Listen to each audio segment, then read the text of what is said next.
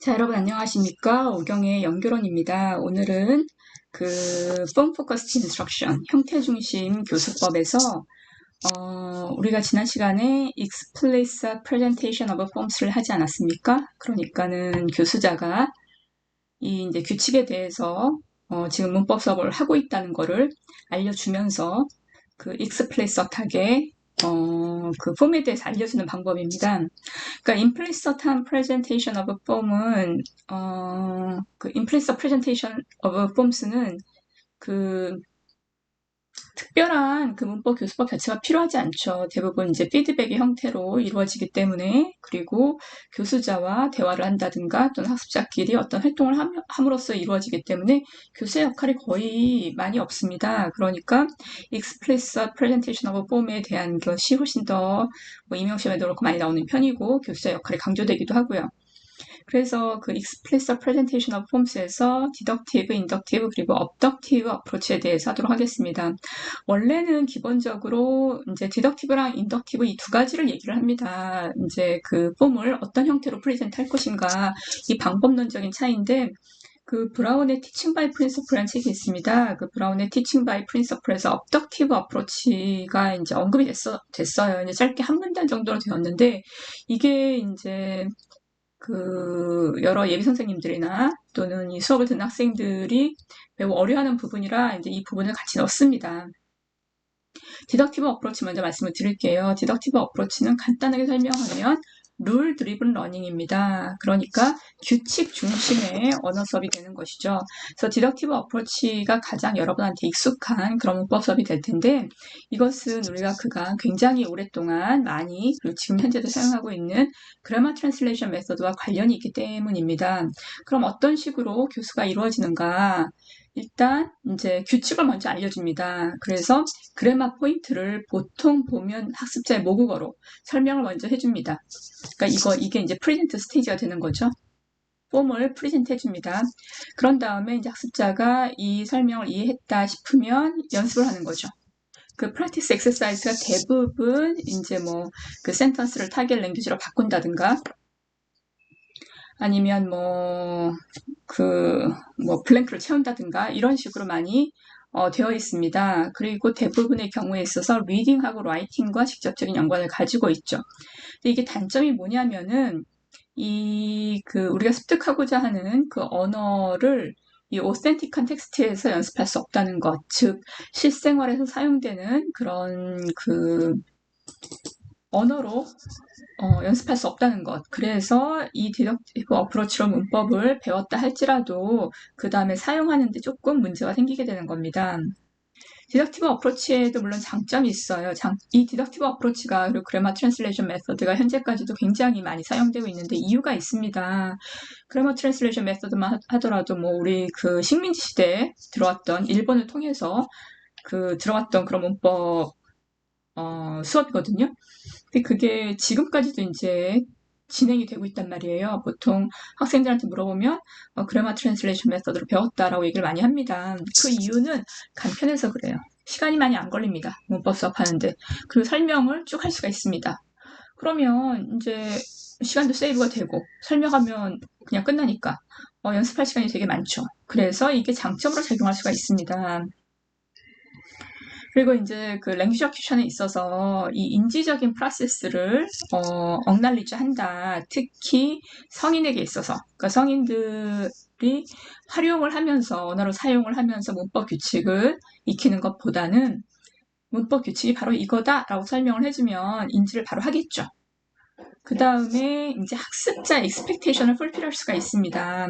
대부분의 학습자가 뭐랄까, 그 교실 수업에서는 선생님이 이게 정답입니다, 이것이 규칙입니다 하고 정확하게 알려주길 바랍니다. 만약에 선생님한테 뭘 질문했는데 선생님이 그걸 직접적으로 대답해주지 않고 스스로 찾아내길 원한다 그러면 선생님이 아는 게 하나도 없구나 라고 인지할 수도 있거든요. 그리고 이게 간단하게 규칙이 이거야 라고 말할 수 있기 때문에 교수자가 이 어떤 그 문법에 대한 그 폼이, 형태가, 포인트가 나올 때마다 그거에 대해서 able to teach인데 빠졌네요. teach. Teachers should be able to teach grammar points, language points whenever they appear, rather than anticipate in advance가 되는 거죠. 이게 이제 디덕티브 어프로치 장점이 되겠습니다. 단점은 이제 어린 학습자가 그 어려운 문법 용어라든가 이런 거를 알겠습니까? 그쵸? 그래서 메타랭귀지 자체가 되게 어렵고, 이제 언어를 처음 배우려고 그러는데 문법 규칙까지 막 가르쳐주기 시작하면 좀 질리겠죠. 그리고 학습자 중심이 아니라 교수자 중심이라는 거. 그러다 보니까 학생들과의 인터랙션이 거의 없다는 거. 이것이 단점으로 작용이 되고 있습니다. 그리고 여러분 그런 이제 그 경험 많이 하셨을 거예요. 설명을 잘한다 할지라도 이게 금방 까먹죠. 문법 수업 분명히 들었는데 그 다음에 다시 문제 풀려 그러면 기억이 안 나죠. 그렇죠? 그러니까 다른 교수법과는 달리 설명을 들어서 인지를 했다 할지라도 그게 머릿속에서 기억이 오래 남기는 힘들다. 그 다음에 이게 가장 중요한데 우리가 이제 문법 규칙은 굉장히 많이 알잖아요.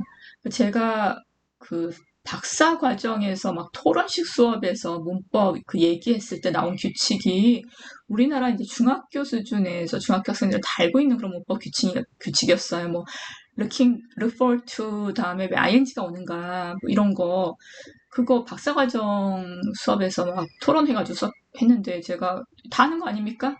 그래서 설명할 때 다, 야, 저 한국에서 온, 저 학생 매우 뛰어나고 막 이렇게.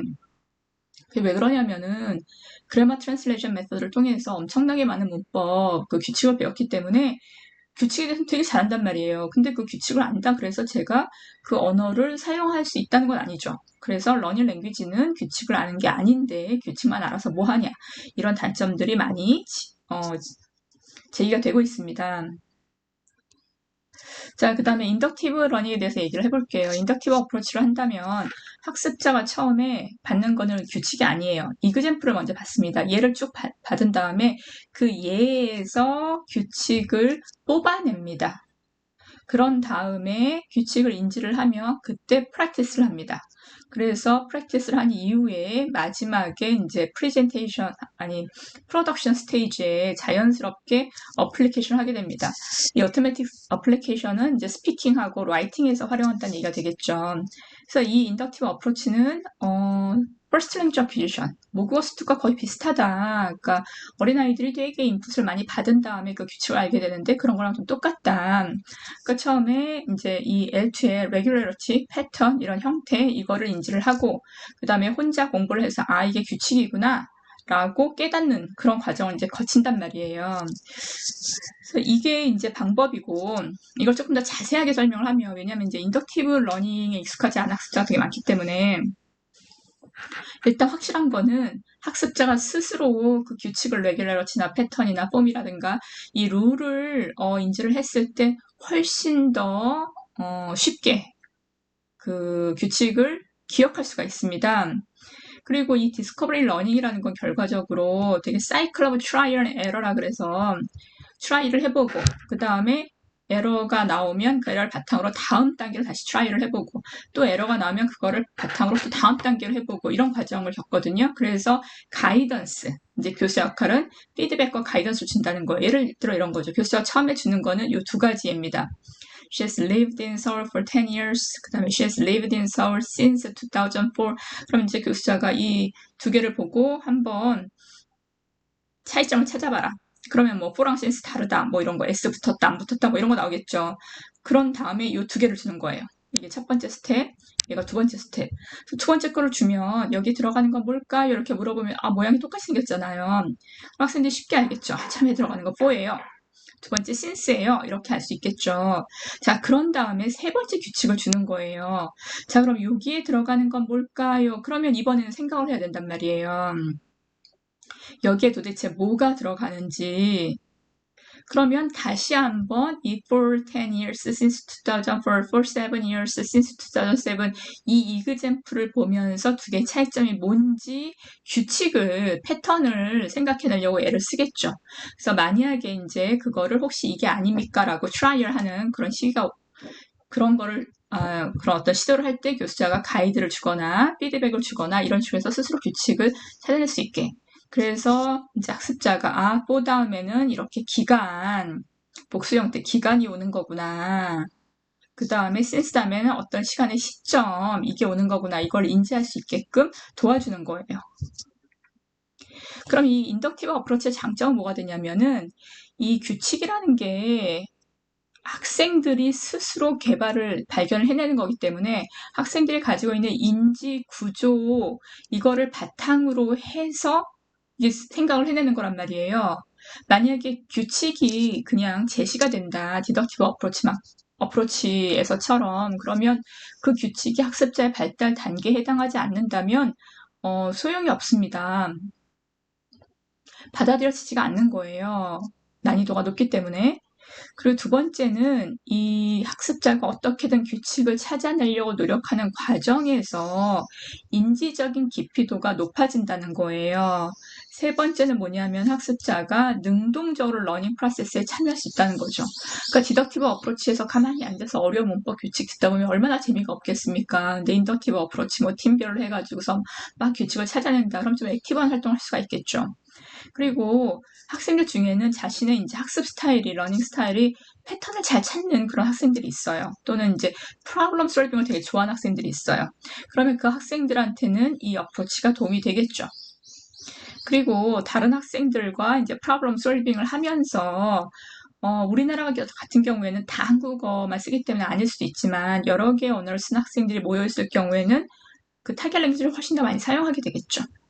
그리고 마지막으로 가장 중요한 거는 학생들이 셀프 릴라이언스 하게 된다는 거예요. 자기 자신이 스스로 공부하는 주체라는 걸 깨닫게 된다는 것이죠. 그래서 결과적으로는 러너 오토노미, 학습자 자율성, 이것이 형성되게 된다. 이것이 궁극적으로 장점이 되겠습니다. 근데 단점은 뭐냐면은 이거를 왜 그럼 이렇게 좋은 교수법인데 왜 잘 안 쓰지? 읍스. 죄송합니다. 이렇게 좋은 교수법인데 왜 잘 안 쓰지? 라고 생각을 한다면 그거는 뭐냐면은 학습자가 스스로 규칙을 찾아내게끔 하는데 굉장히 많은 시간과 에너지를 소비한다는 거예요. 그리고 학습자가 그 규칙을 찾아내지 못하면 되게 짜증나겠죠. 그쵸? 두 번째는 이게 규칙을 찾아내느라고 시간을 엄청나게 많이 쓴다. 그러면 프랙티스를 할 시간이 줄어든다. 그리고 학생들이 이게 규칙이에요 찾아냈는데 잘못된 규칙일 수도 있겠죠. 그렇죠? 그리고 이 예를 준비해야 되는데 이제 교수의 역할이 아주 적절하게 예를 줘서 학습자가 이 잘못된 규칙을 찾아내지 않게끔 그리고 단계별로 새로운 예를 제시해서 학습자 가이드를 잘 따라오게끔 해야 되는데 그렇게 준비하려면 이제 수업 시간 전에 준비해야 될 게 되게 많다는 거예요. 그리고 어떤 규칙은 찾기가 쉽지 않습니다. 그러니까 모든 문법 규칙에 다 인덕티브를 한다 그러면 어려울 수 있어요. 그리고 제가 아까 말했듯이 내가 규칙을 찾으려고 했는데 규칙이 안 보인다. 그럴 경우에 학생들이 좀 좌절할 수가 있다. 자, 마지막으로 업덕티브 어프로치를 하도록 하겠습니다. 업덕티브 어프로치는 쉽게 말해서 제가 이제 이거를 항상 얘기할 때 가장 쉽게 말하는 게, 그러니까 이 디덕티브, 인덕티브, 업덕티브가 다 이제 철학적인 어떤 사고의 방법을 얘기하는 거거든요. 근데 이제 업덕티브를 좀 쉽게 예를 든다면, 그러니까 규칙이 제시가 안 되는 건 맞아요. 그리고 이제 그 텍스트라든가 어쨌든 샘플, 이그젬플 이런 것들이 먼저 제시가 됩니다. 그래서 그 가르쳐 주고자 하는 타겟 피처가 들어가 있는 그 텍스트를 일단 선택을 해요, 교수자가. 그런 다음에 그 학습자들이 이 피처를 눈에 이렇게 그 피처가 그 문법적인 어떤 그런 것들이 눈에 띄게끔 하는 액티비티를 만듭니다. 그런 다음에 이제 학생들이 그룹으로 모여가지고서 이 그래머티컬 피처를 찾아내는 그런 이제 활동들을 하는 거예요. 그런 다음에 마지막에 이제 자신이 찾아낸 거를 수업 시간에 발표를 하는 거죠. 그러면 여러분 생각할 때 인덕티브랑 무슨 차이점이 있지라고 생각할 수 있으나 인덕티브는 일단 그 가이던스가 주어져요. 그래서 가이던스가 예를 단계별로 준다거나 뭐 예를 한 번에 주는 선생님도 있겠지만 피드백을 계속 줌으로써 이제 학습자가 올바른 그 규칙을 찾아내도록 이끌어주는 걸 얘기하는 거고 업덕티브 어프로치나 그 학습자가 일단 노티스하게 만들잖아요. 그 타겟 피처를, 그 타겟 랭귀스틱 피처를. 그럼 그 다음에 무수히 많은 가설을 학생들이 생각해내게 됩니다. 그래서 이 팀별로 선생님 저는 이게 규칙 같아요. 이게 규칙 같아요. 라고 계속 얘기를 하는 거예요. 그러니까 왜 지금은 없겠지만 저는 이제 옛날 사람이라 제가 젊었을 때는 그 군인들 주말 아침에 군인들 나오는 그런 프로그램이 있었어요. 그러면 그 군인들 중 딱 한 명의 어머니가 이제 커튼 뒤에 숨어 계십니다.